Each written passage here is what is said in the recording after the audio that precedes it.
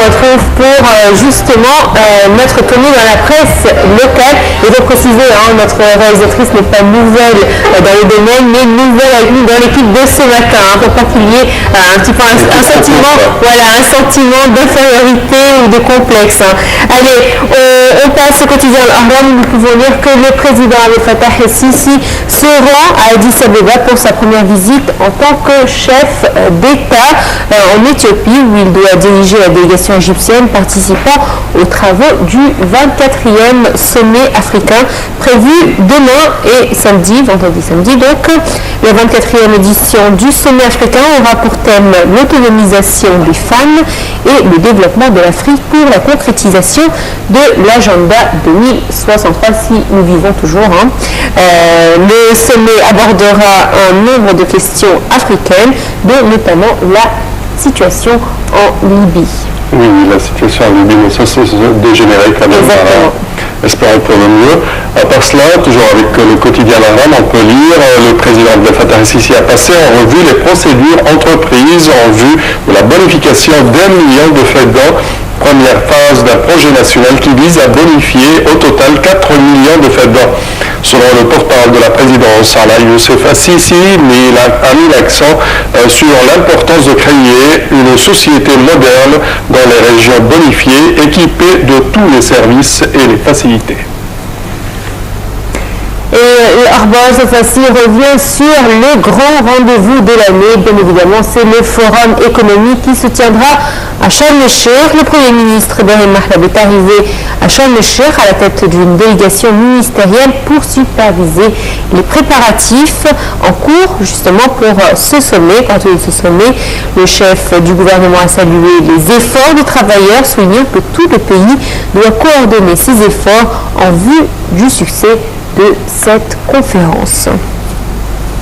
Et on passe à présent à Al-Ahram Online. L'ambassadeur de l'Égypte aux Nations Unies, Amr Ramadan, a déclaré que l'Égypte était concernée par la détermination des droits en Turquie. La déclaration de M. Ramadan a été faite lors de l'examen de la situation des droits de l'homme en Turquie par le Conseil de sécurité de l'ONU. La délégation égyptienne faisait référence surtout aux abus exercés par la police turque à l'extérieur de leur territoire. Elle a appelé le gouvernement turc à arrêter son soutien politique, financier et militaire aux membres de l'organisation terroriste des Frères. Et cette fois-ci, on passe au quotidien Gomhuré pour lire une nouvelle concernant l'Union africaine qui a affirmé la formation d'un groupe appelé de contact ou dit contact international qui concerne la Libye et qui n'inclut pas la Turquie et le Qatar. Cette annonce intervient après que l'Égypte eut boycotté la séance du matin à laquelle ont pris part la Libye, l'Arabie Saoudite, les Émirats Arabes Unis et la Guinée.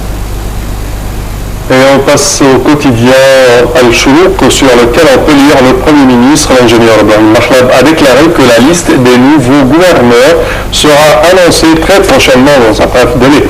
Selon des sources proches du cabinet ministériel, cette liste comprend des magistrats, des ingénieurs, des directeurs du secteur public et doit être annoncée la semaine prochaine après le retour du président Abdel Fattah el-Sisi de l'Éthiopie.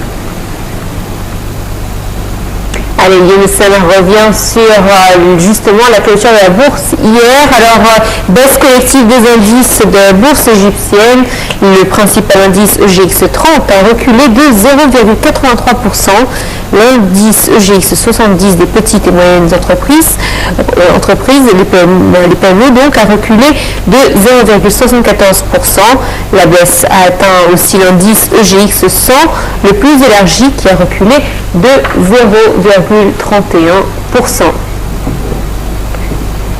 Et on termine toujours avec Alioune Sada qui cite le Premier ministre israélien Benjamin Netanyahu a prévenu hier soir que le mouvement chiite libanais, le Hezbollah, allait payer le prix de son attaque qui a coûté la vie à 2 soldats dans une zone occupée à la frontière du Liban.